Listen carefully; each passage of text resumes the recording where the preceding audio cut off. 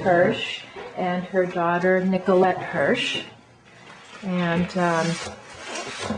we are going to talk about talking, but I wanted to start by first with Julie talking about how asking how it has been going this week with remembering back, and you used the term prison for when you were in autism with no communication. And are those memories to go back to how it was easy, hard, or something else? Hard. And is that because that time in your life was easy or hard, or was it because you have to go back to suddenly understanding that you were Julie? Or something else? No, I just begin and with Julie now, so going back into autism will not be good for me now. Yeah.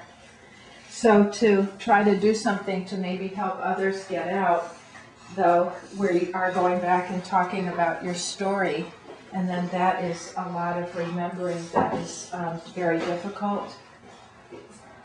I don't know why I got out or how I got out, so I feel helpless in this because I don't know how I could help in this. I almost feel like perhaps the people who are talking now, like who are still like locked in autism, like say be Sue Rubin or Jamie, who are like in autism but talking somewhat, because I don't have a lot of my senses on constant on, like they are still like so, but much like a shadow of what they were before when I was young, like young child person. See, and if they were strong like they were as a young child person, then I don't think I would be able to do like what I do now. So it's important to keep making progress and keep things either the same or going forward? No, that's not what I'm saying. I'm saying is that my senses alleviated. Yes. As I go, if I remember back to a time, things that be like a discomfort now or that I could manage through now or navigate through now are not things I would have been able to do so when as a younger child person. I don't know why some of the things alleviate, because other people I know of are still dealing with it on a like same as they were as a child person, as an adult. And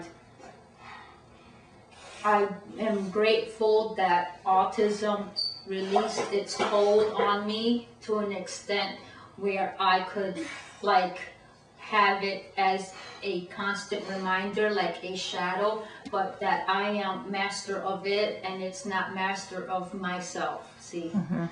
And that would be things like how now you can do things like if you need to stim in your mind, most of the time you can do that instead of having to do it on the outside where typical people or normals might get scared. I can't do that all the time, but I can, yes, do that somewhat, but not too much. Just, my OCD and other things I could do sometimes in my head, in my imagination of a universe, and I could move from one to the other, somewhat like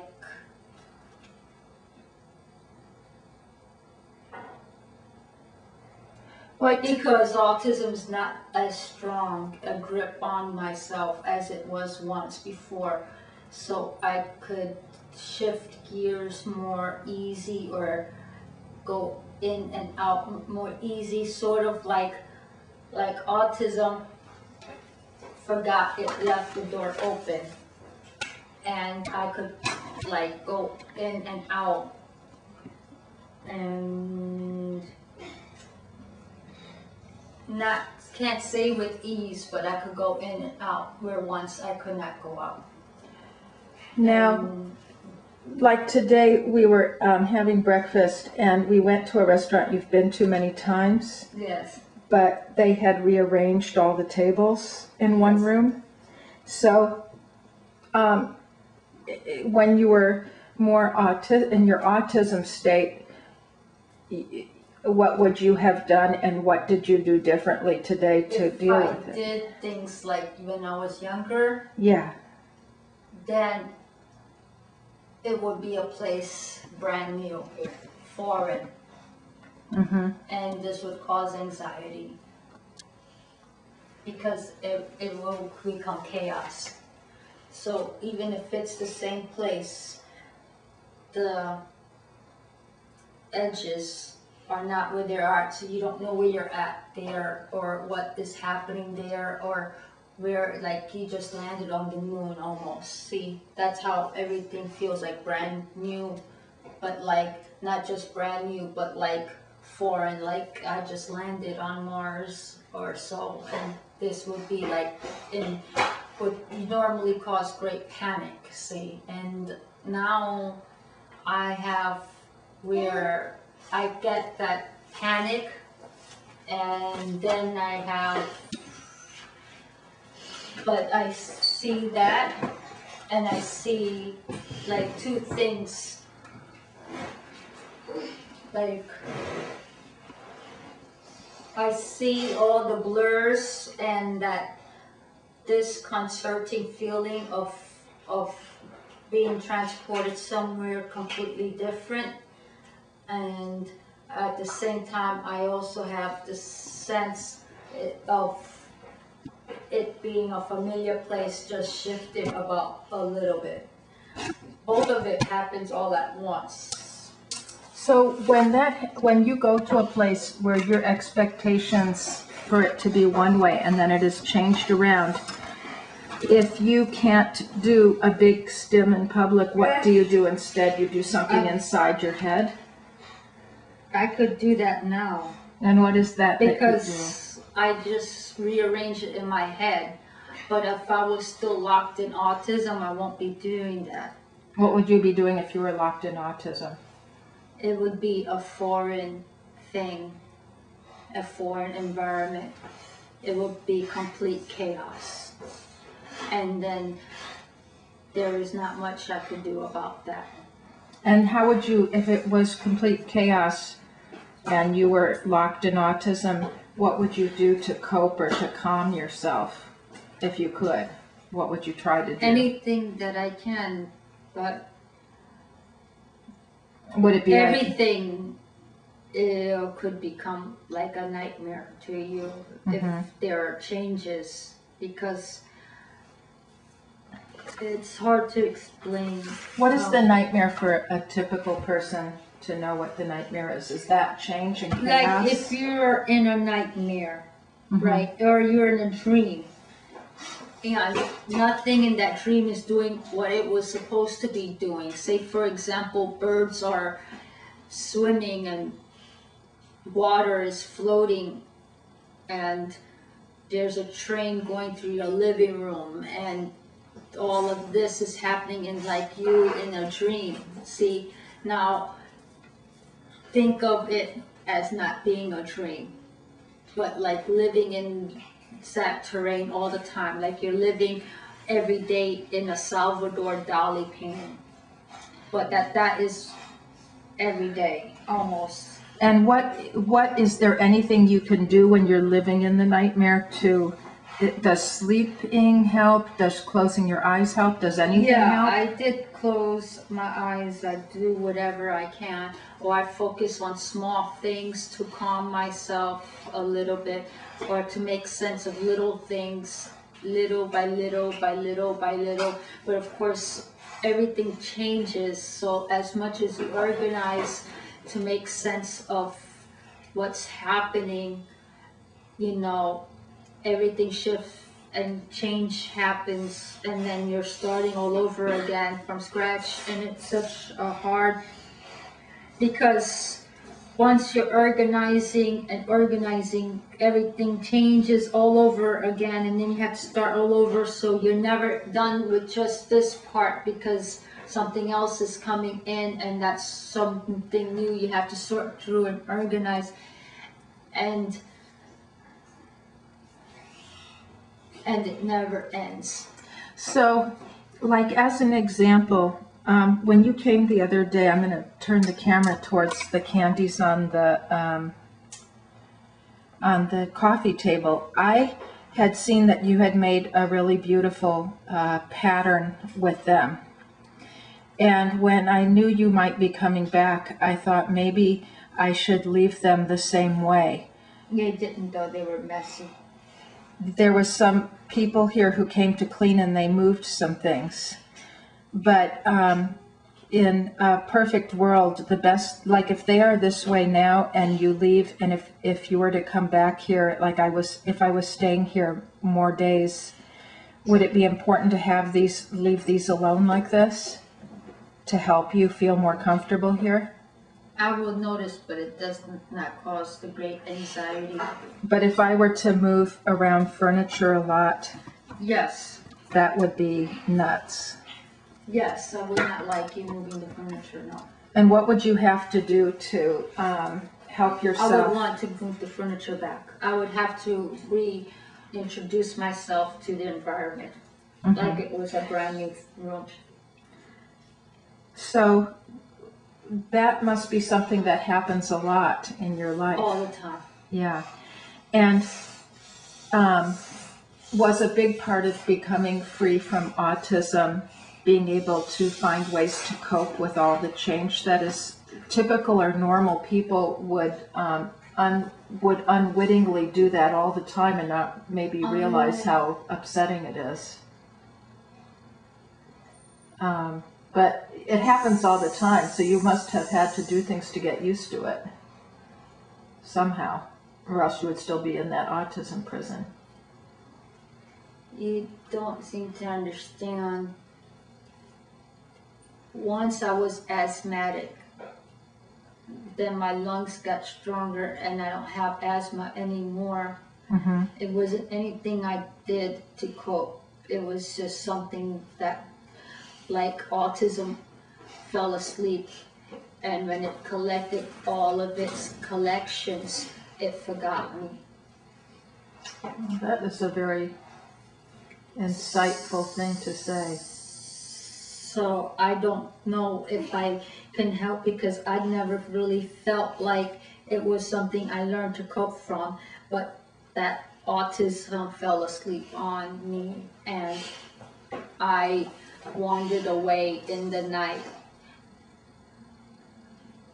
And it also sounds like you did something important, because you said when it put away, I think maybe I'm saying it wrong, but you said something like it put away all the collections. It put away its collections, but it forgot me. Yeah, because it had enough with the collections to not have to keep being with you. No, it's always with me. Okay. But like a shadow nipping on my heels. Instead of like around you from top to bottom and inside and out? Instead of being wrapped up tight in its fist, it just snaps at my heels as I run 2 steps ahead of it. That's makes me think of... It's a difference. It's with living with a form of autism all the time and living tight in it. It's a difference when it no longer rules you than when it did. Because I don't remember then how. It sounds like when you've talked before that communication was a big part of helping to get out of the fist. and having it more nipping at your heels instead of you being inside a fist. Because with communication, I was part of everything. and with communication, you became a separate self sometimes. Yes, sometimes. And did you become more or the same of yourself when you went from typing to intentional speech? I became more of myself. This was when loneliness came. And was it the same or more when intentional speech became part of your communication? Intentional speech was a way of integrating into this world once I integrated into myself. Mm-hmm. So because autism is not a nice place to stay in when you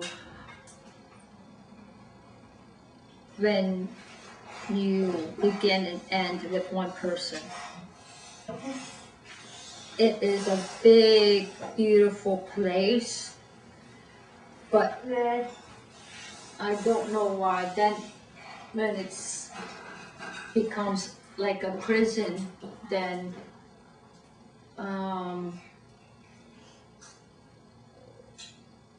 it became a prison when I became a person. I was always a person, but I just became one person. The Julie person is where I began and ended. yes. So this is when autism became a prison. And then the way to come out was through speech, or was typing also helpful? The will, the desire to adjust in the world, see? Mm-hmm. Because then you're like slipping into like one world and two worlds. In one world, you don't care too much about what happens. Dolphin, do you want your drink? Come here, sweetie. Don't know. We got to go soon. Yeah. Yeah. I'm gonna put it back on the table. We will. I'm keeping very careful track of time. Okay. So in autism, you came out to communicate with the world in stages. You had some very brief intentional speech at 9. Then at 12 you began typing. So on the one hand you're more defining or learning about self, but with typing more and everybody understands all of a sudden that the typing is because you're intelligent. It's not just a game or a pattern, it's also communication. The typing made me begin and end with Julie more and more and more and more. And what about speech? Speech did not do that for me for a long time. What did speech do at first? Not much. Was that when you were just more repeating words? Yes, but I only had that